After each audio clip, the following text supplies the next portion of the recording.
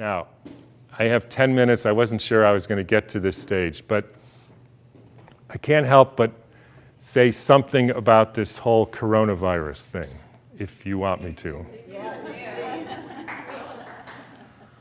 So, again, when you know Steiner, you have the answers to the test, but you have to then figure out the details. In 1918, after the biggest pandemic, the Spanish flu pandemic of 1918, Steiner was asked, what was this all about? And he said, well, viruses are simply excretions of a toxic cell. Viruses are pieces of DNA or RNA with a few other proteins. They bud out from the cell. They happen when the cell is poisoned. They are not the cause of anything. And the first way I would encourage you to think about this is if you are a famous dolphin doctor, right? And you have been studying dolphins in the Arctic Circle for hundreds of years, or at least a long time, and the dolphins were fine. And then they call you up, Fred, all the dolphins, or a lot of the dolphins are dying in the Arctic Circle. Can you come and investigate? Right? And you have one question to ask. So, show of hands. How many of you would say, I want to investigate a dolphin to see the genetic makeup of that dolphin? Nobody, because that's stupid. How many of you would say, I want to see if this dolphin and that dolphin has a virus because it might be contagious and that's why all these dolphins are getting sick? That fellow. How many of you would say, excuse my French here, somebody put some shit in the water here? Like Exxon Valdez? Anybody? Everybody. Because that's what happened. And the cells get poisoned. They try to purify themselves by excreting debris, which we call viruses. If you go to the current theory of viruses called exosomes, and the latest head of the NIH giving a talk on the complexity of viruses, you will see this is perfectly in line with the current thinking on what a virus really is. I had a dramatic example of this when I was growing up. Right outside our house, there was a wetlands, and they're full of frogs, and the frogs kept me up at night, so I taped the windows, and in the spring they made a big racket. And then over time, the frogs were all gone. How many thinks the frogs had a genetic disease? How many thinks the frogs had a virus? How many think somebody put DDT into the water? That's what happened. Diseases are poisoning. It's one of the reasons why vaccines, so let me skip that for a minute. So what happened in 1918? There was a huge, in every pandemic in the last 150 years, there was a quantum leap in the electrification of the Earth. In 1918, late fall of 1917, there was the introduction of radio waves around the world. Whenever you expose any biological system to a new electromagnetic field, you poison it, you kill some, and the rest go into a kind of suspended animation so that, interestingly, they live a little bit longer and sicker. And then starts in World War II with the next pandemic with the introduction of radar equipment all over the Earth, blanketing the entire Earth in radar fields. First time humans have ever been exposed to that. In 1968, there was the Hong Kong flu, and it was the first time the Earth has a protective layer in the Van Allen belt, which essentially integrates the cosmic fields from the sun and the Earth, from the moon and Jupiter, etc., integrates that and essentially distributes that to the living beings of the Earth. And we put satellites emitting radioactive frequencies in the Van Allen belt. Within 6 months, we had a new viral pandemic. Why viral? Because the people are poisoned, they excrete toxins, they look like viruses. People think it's a flu epidemic. In the 1918 epidemic, the Boston Health Department decided to investigate the contagiousness of this.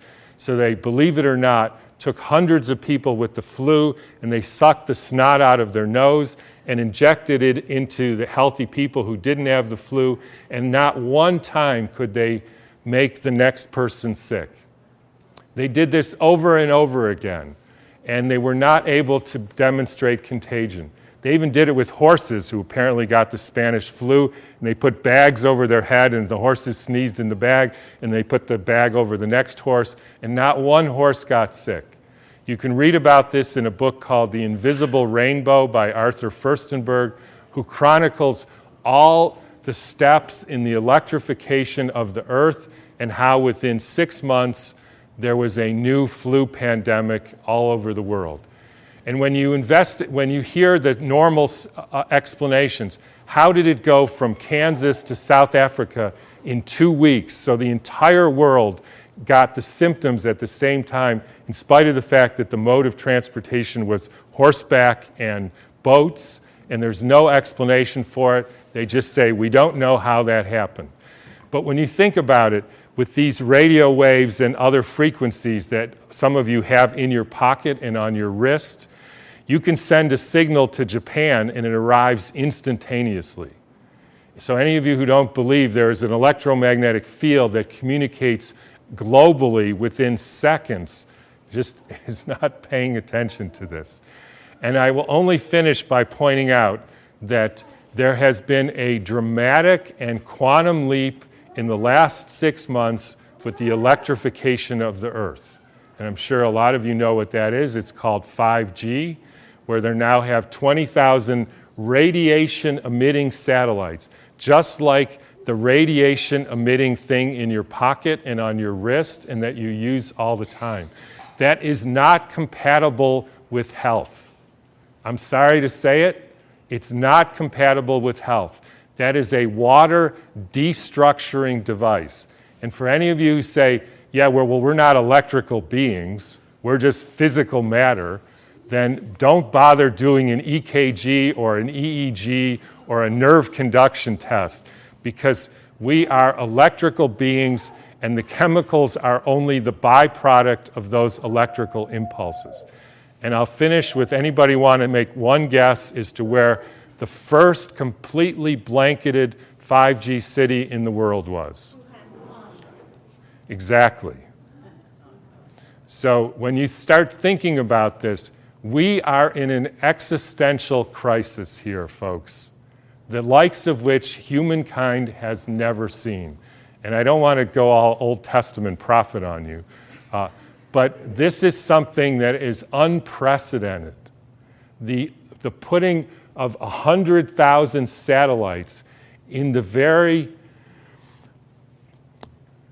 blanket of the Earth. And by the way, as I was going to say earlier, this actually has something to do with the vaccine question, and this got brought home to me because about a year ago or so, I had a patient who came in who was totally fine, a surfer and all, and then he works as an electrician putting in Wi-Fi systems for very wealthy people. Electricians have a very high mortality rate, but he was fine. And then he breaks his arm and he gets a metal plate put in his arm. 3 months later, he couldn't get out of bed and was total, heart irregularities, just total collapse. The susceptibility has to do with how much metal you have in your body, as well as the quality of the water in your cells. So if you start injecting aluminum in people, they become receptors for absorbing increased electromagnetic fields, and that is a perfect storm for the kind of deterioration of the species, which is what we're now experiencing. And I'm just going to finish with one more thing, which I like too, is a quote from Rudolf Steiner. And by the way, this was around 1917, so there was a different time. In times when there were no electrical currents, when the air was not swarming with electrical influences, we're talking 1917, it was easier to be human. For this reason, in order to be human at all today, it is necessary to expend much stronger spiritual capacities than was necessary a century ago. So I'll just leave you with whatever you can do to increase your spiritual capacities, because it's really damn hard to be a human being these days. So thanks for listening.